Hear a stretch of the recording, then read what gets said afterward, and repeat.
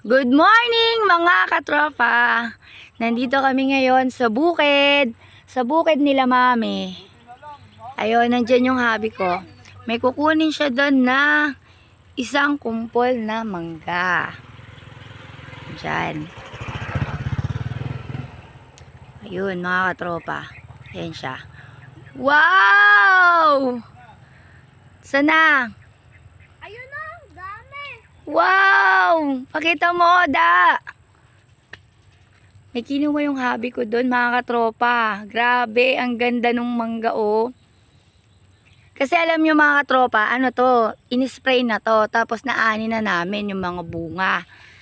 Kasi yung nag-spray dito, saka yung kami na may-ari, ano yun, hatian yung laban. Halimbawa, naka 100 kaing, 50 sa kanila sa nag-alaga, tapos 50 sa